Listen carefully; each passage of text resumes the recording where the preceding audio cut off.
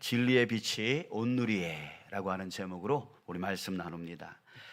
자, 여러분, 성경에 보면 예수님을 나사렛 예수 이렇게 부르는 것을 우리가 많이 볼 수가 있습니다.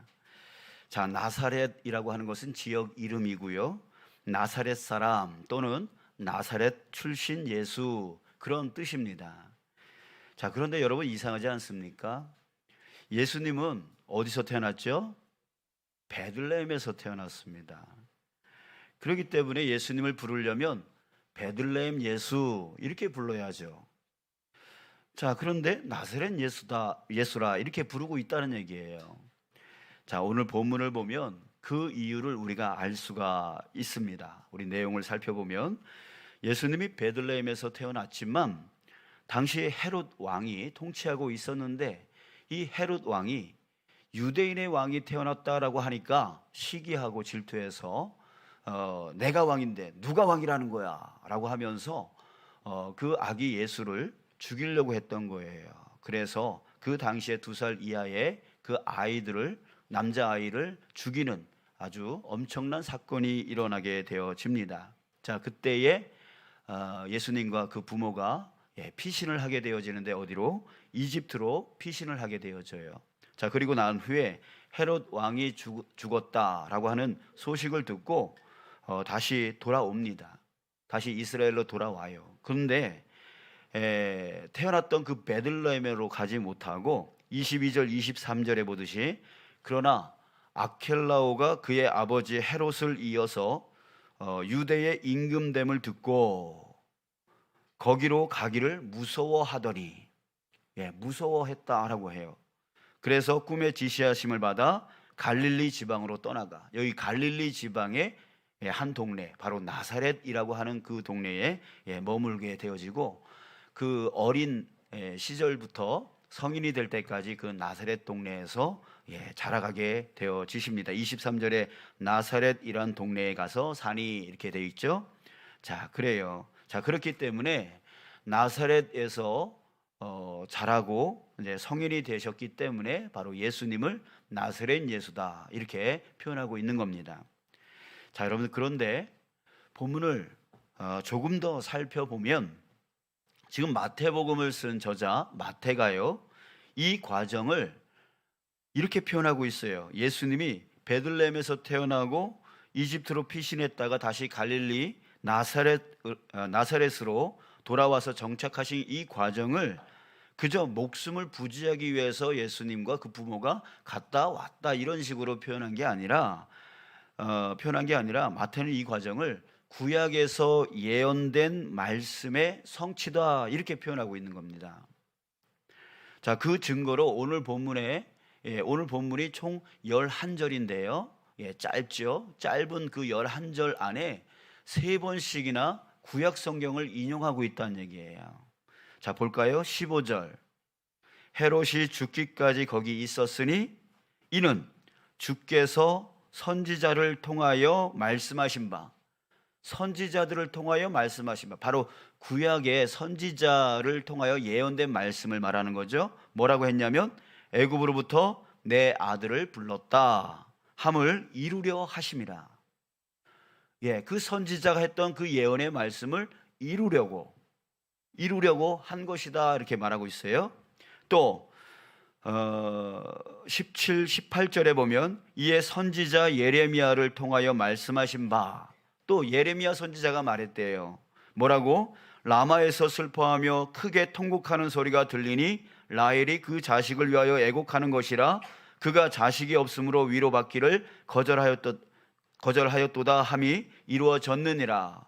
자, 무슨 얘기냐면 아까 얘기했듯이 2살 이하의 어린 그 남자아이를 죽이는, 그 헤롯 왕이 죽이는 그 사건에 대한 것을 예언했던 거예요. 자, 23절 또 보겠습니다. 23절. 나사렛이란 동네에 가서 사니 이는 선지자로 하신 말씀에, 바로 구약의 선지자의 예언의 말씀이죠. 뭐라고 했냐면 나사렛 사람이라 칭하리라 하심을 이루려 함이로라. 자, 이렇게 예수님이 이집트로 피했다가 다시 나사렛으로 돌아와서 살게 된 그 과정, 이거는 그냥 목숨 부지하려고 도망갔다가 다시 돌아와서 사는 그런 과정이 아니었던 거예요. 자, 이 과정은 예수님이 태어나기 전 몇백 년 전에 그 선지자들을 통하여 이런 일이 일어날 거야 라고 예언된 말씀이 성취된 것이라고 하는 거죠. 자, 그런데 여러분, 왜 마태는 이것을 증언하고 있는 것일까요? 예언은 하나님의 말씀입니다. 즉, 이 모든 것을 하나님이 계획하셨다. 하나님이 계획하신 일이다. 그 하나님이 계획하신 일이 지금 이루어진 것이다 라고 말하기 위해서입니다. 우리는 이것을 뭐라고 말하냐면 하나님의 섭리, 섭리다 이렇게 표현하고 있는 겁니다. 하나님은 예수님의 출생, 또 예수님의 어린 시절, 그리고 예수님의 성인 되었을 때, 또 십자가에까지, 또 부활까지 그 모든 과정 가운데 하나님께서 섭리하셨다는 거예요. 인도하셨다는 거죠. 그것을 계획하시고 그 계획한 것을 이루어 주신 것이다라고 하는 거예요. 자, 그런데 여러분, 예수님을 이끄신 그 하나님의 섭리는요, 단지 예수님으로만 끝나는 섭리가 아니었던 거예요.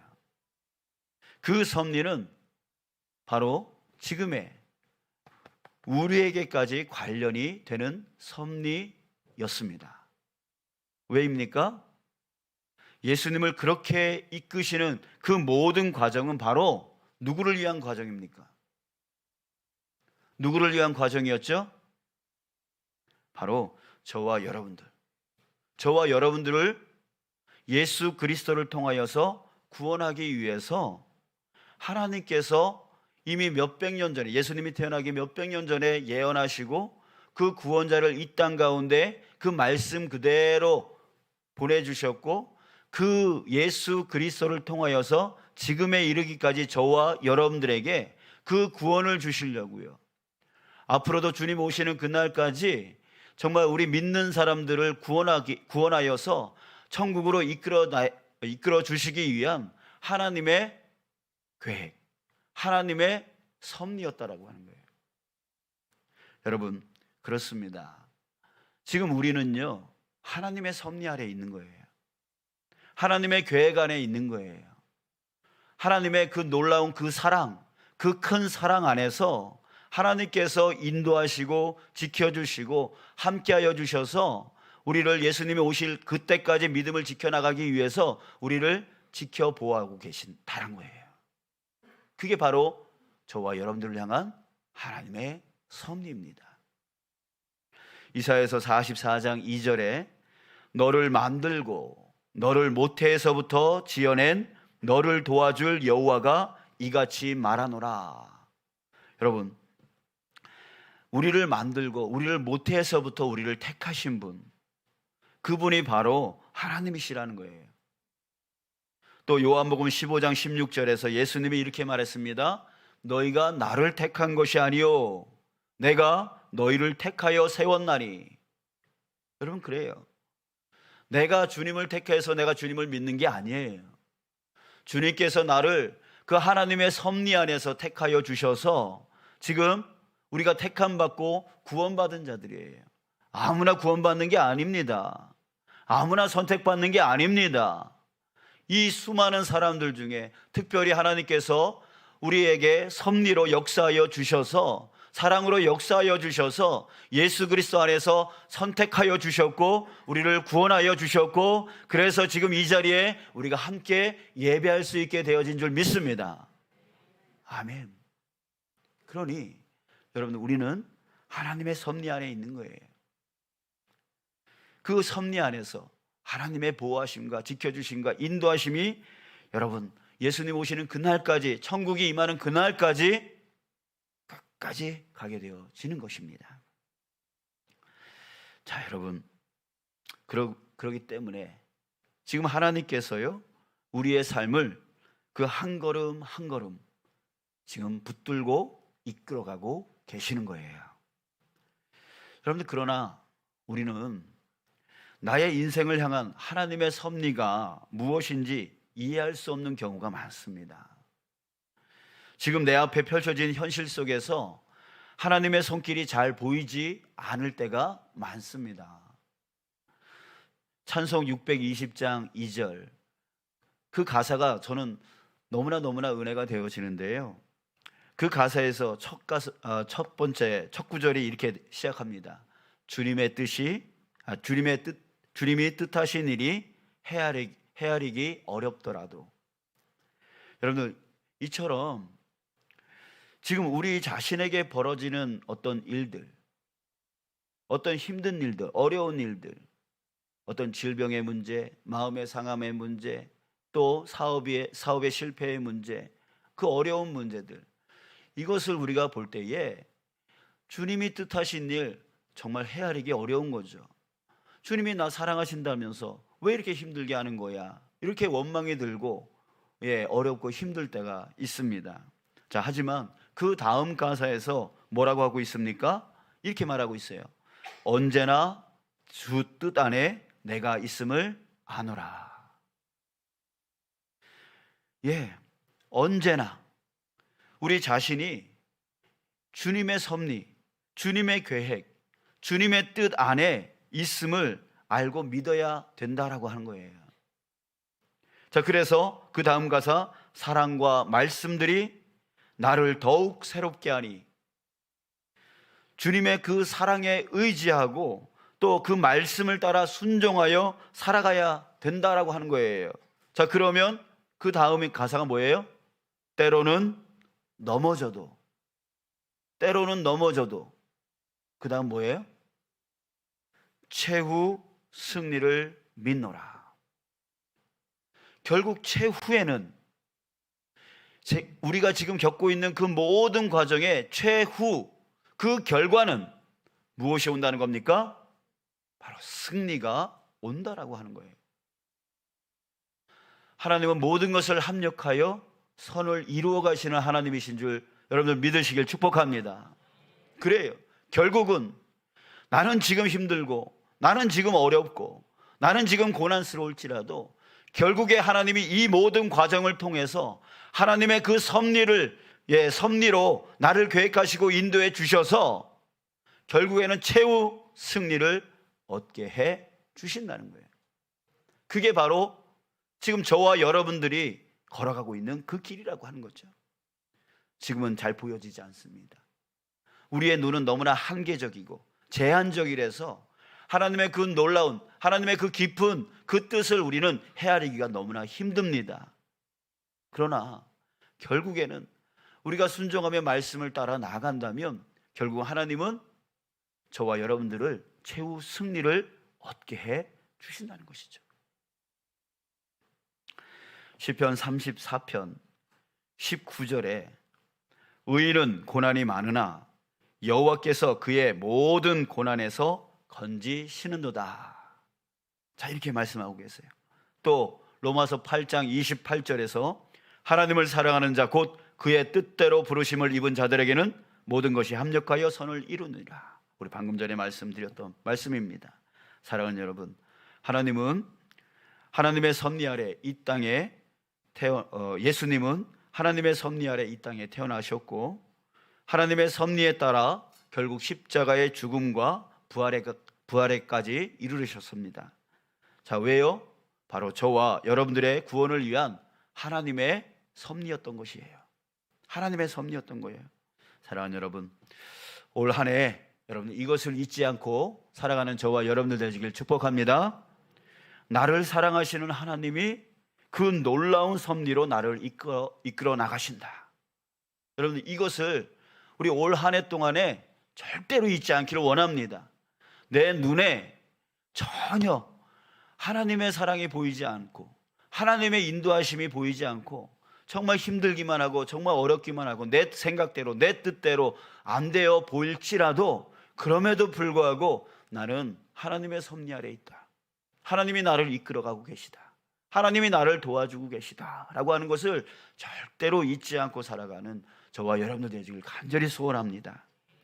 때론 육신의 아픔도 오고, 때론 마음의 상처도 오고, 때론 가정의 어려움, 경제적인 어려움도 오겠지만, 그럼에도 불구하고 최후 승리케 하도록 이끄시는 분, 그분이 바로 내 하나님이다. 그분이 나를 사랑하시는 그 아들까지도 아끼지 아니하시는 그 하나님이시다. 우리 이 믿음으로 올 한 해 2023년도 정말 믿음 지키며 살아가는 여러분 되시길 주님의 이름으로 축복합니다. 아멘. 자, 그때 여러분들, 이제는 내 삶은 이제 주님께 내어 맡기고, 나를 하나님의 섭리 아래서 이끌어 나가신다라고 했으니까 이제 우리의 삶은 주님께 내어 맡기고, 이제는 우리는 초점을 돌려서 우리 이런 삶을 살기를 원합니다. 마태복음 6장 33절, 너희는 먼저 그의 나라와 그의 의를 구하라. 그리하면 이 모든 것을 너희에게 더하시리라. 이것이 바로 우리 그리스도인들의 축복의 원리입니다. 먼저 그의 나라와 그의 의를 구하면 하나님께서 내게 필요한 그 모든 것을 채워 주신다는 거죠. 여러분들, 이런 축복이 여러분들의 가정 안에, 여러분들의 삶 가운데 많이 충만해지길 축복합니다. 아멘. 예, 이제 우리 삶은 하나님의 섭리 안에 있습니다. 하나님의 지키심 안에 있습니다. 하나님의 인도하심 안에 있습니다. 내 눈에 그렇게 보이지 않더라도, 예, 그것을 우리가 쫓아가는 것이 아니라 우리는 믿음으로 쫓아가는 거예요. 그럼에도 불구하고 하나님은 나를 섭리하고 계신다. 이제 우리 주님 앞에 그렇게 내어 맡기고요, 이제는 초점을 어디다 두고 살아가냐면, 내가 어떻게 하면 주님의 나라를 만들어 나갈까, 어떻게 하면 주님의 의를 이루어 나갈까, 우리 그것에 초점을 맞추며 살아가는 것이죠. 그래서 주님이 내게 맡겨주신 것에 더욱더 충성하고, 예, 내 가정에, 내 직장에, 또한 이 사회에 정말 어떻게든 빛과 소금의 역할을 감당하려고 하는, 어떻게든 간에 주님의 나라를 만들고, 내가 가는 곳곳마다 주님의 나라를 만들어 나가고, 내가 가는 곳곳마다 주님의 의를 행하여 비춰나갈 수 있는 삶, 그것에 우리가 최선을 다하여 충성하여 나갈 수 있는 저와 여러분도 되어지길 원합니다. 그렇게 되어질 때에 말씀의 약속처럼 이 모든 것을 너희에게 더하시리라. 그 모든 것, 건강이 필요하다면 건강 부어주실 거고, 물질이 필요하다면 물질 채워주실 것이고, 자녀들 복 주시려면 또 채워주실 거예요. 주님은 우리의 필요를 누구보다 더 잘 알고 계십니다. 여러분들, 부모님들 자녀들의 그 필요를 알고 계시지 않습니까?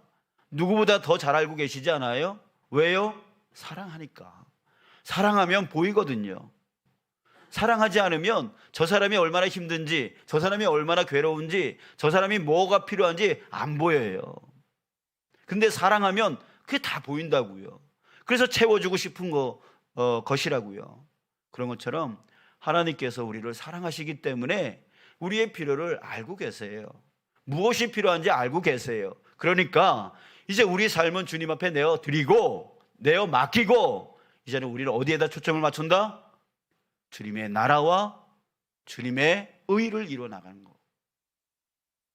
내가 이 교회 안에서, 또한 내 가정 안에서, 내 직장에서, 또한 이 사회 안에서 어떻게 하면 하나님의 나라를 이루고, 어떻게 하면 하나님의 뜻을 이루어 나갈까, 이것에만 우리가 초점을 맞추며 살아가면 되는 것이에요. 여러분, 올해 2023년도 정말 주님께서 우리를 이끌어 주시는 것을 온전히 믿으면서 주님의 뜻을 이루어 나가는 저와 여러분들 되시길 주님의 이름으로 축복합니다.